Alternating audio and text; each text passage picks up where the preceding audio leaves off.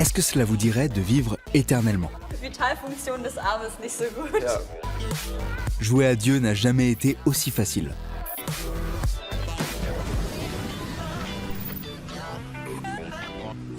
Est-ce que je ferai tout pour ma santé? Oui.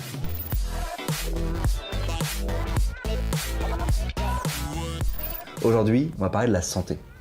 Comment la technologie peut nous aider à prévenir les maladies? Jusqu'où peut-on repousser l'espérance de vie? Est-ce qu'on pourra vaincre la mort? Bienvenue dans Homo Digitalis. La fontaine de jouvence technologique, c'est pour bientôt. Ma collègue Hélène Farès, elle, a tendance à souffrir du cou et des yeux à force de loucher sur son smartphone. Tout ça pourrait très vite changer. We should expect big breakthroughs, and we will be heading towards genuine immortality and even reversing aging. So an 80-year-old will be able to get the body fixed and rejuvenated back to being 25, 30. 3 tendances technologiques pourraient radicalement allonger notre espérance de vie. Christopher. Hallo Helene. Hallöchen. Hallo. Was hast du Schönes für mich? Ich habe dir einen Prototyp mitgebracht und du darfst mir raten, was es ist. Also was könnte es sein? Okay. Das ist eine Art Tricorder, mit dem Biovital-Daten eigentlich von dir erfasst werden. Also das Besondere eigentlich an diesen Tricorder-Ansätzen ist es, dass ich sehr viele Daten sammeln kann und dadurch eine Krankheitsfrüherkennung machen kann. Also das perfekte Gadget für jeden Hypochonder eigentlich. Genau, perfekt. Fréquence cardiaque, pouls, pression sanguine, saturation en oxygène et température, l'appareil indique ensuite si Hélène est malade ou pas. Résultat, tous les voyants sont au vert, à part la saturation en oxygène, qui passe à l'orange. Perfekt. Oh, mein Arm. Ja, großartig. Vitalfunktion des Armes ist nicht so gut. Ja. Das eigentliche Bahnbrechende ist die Datenbasis dahinter. Im Idealfall wirst du schon vorher gewarnt, bevor du krank wirst. Und sehr viele Krankheiten, die derzeit existieren, können ja, wenn sie früh genug entdeckt werden, einfach sehr gut geheilt werden. Imaginez un peu, vous vous rendez à la mer avec des copains, d'un seul coup, votre smartphone vous avertit. Rendez-vous tout de suite à l'hôpital, sinon dans 3 semaines, vous allez faire un AVC. Super l'ambiance. J'avoue que si j'avais un tricodeur, j'en abuserais peut-être un peu. Mais le gros problème de cet appareil, c'est plutôt les données. Si ces données tombent entre de mauvaises mains, on pourrait par exemple me demander de payer plus cher mon assurance maladie parce que j'ai plus de chances de mourir. «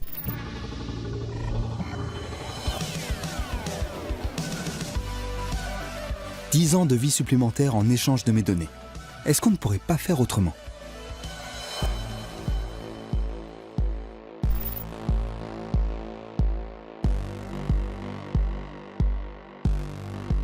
DNA is the language that encodes everything that makes up a living cell, everything that it does, all the things it goes through. That is like the source code of life.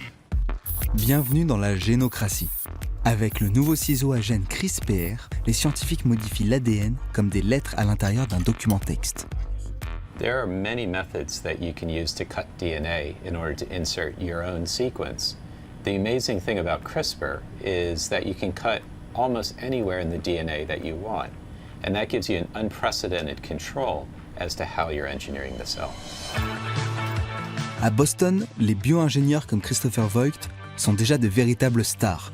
Dans les laboratoires comme le sien, on s'emploie surtout à une chose, modifier la vie par ordinateur.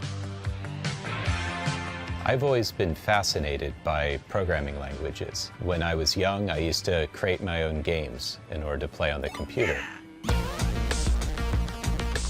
Aujourd'hui, ce ne sont plus des jeux que Christopher Voigt programme, mais des cellules. La différence ? Il n'y en a pas. The programming language is actually exactly the same language that you would use to program a computer. The computer figures out then how to create the DNA sequence. Pour l'instant, le bio-ingénieur ne modifie que l'ADN de bactéries et de plantes. Mais avec CRISPR se profile déjà la révolution génétique pour les humains. Dans 50 ans, on ne pourra plus dire « c'est à cause de mes gènes ». On pourra corriger les erreurs dans notre ADN et empêcher les maladies. Personnellement, je vous avoue que je suis pas prêt à jouer avec mon ADN. Mon ADN me définit biologiquement, de manière fondamentale. Et je suis prêt à prendre aucun risque avec lui, même si c'est pour devenir un X-Men. À l'avenir, on pourra même pirater son propre ADN depuis chez soi, presque sur un coin de table. Au Future Lab, Manuel Selsk montre à Hélène comment ça marche. Dazu muss ich dich jetzt bitten, dass du... Spuckst. Genau. Klar.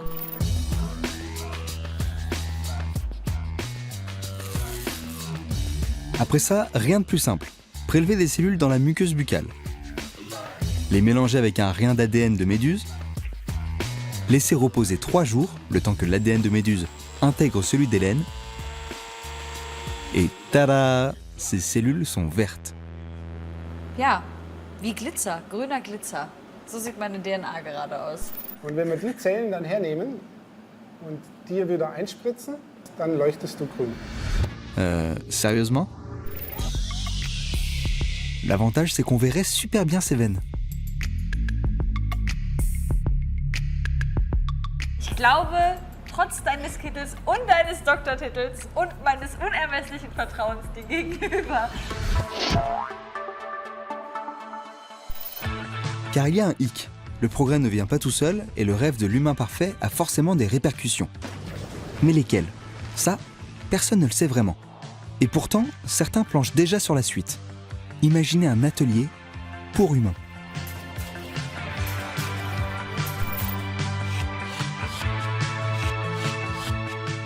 We're building up a very, very strong armory of biotechnology solutions to help us to live much, much longer.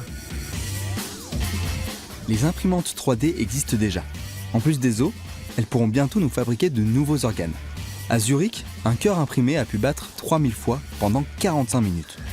Et le premier foie artificiel a fonctionné 40 jours.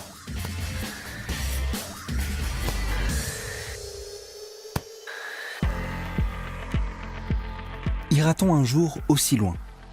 D'abord la santé parfaite, puis avec elle la vie éternelle? Qui sait? Et est-ce bien ce que nous voulons? Wenn ich wüsste, dass ich unendlich lange leben würde, dann könnte ich mir immer sagen, oh, mach ich morgen, ist eh egal. Also, ich bin ja immer noch da. Wenn wir da rangehen, verändern wir den evolutionären Mechanismus unserer Spezies.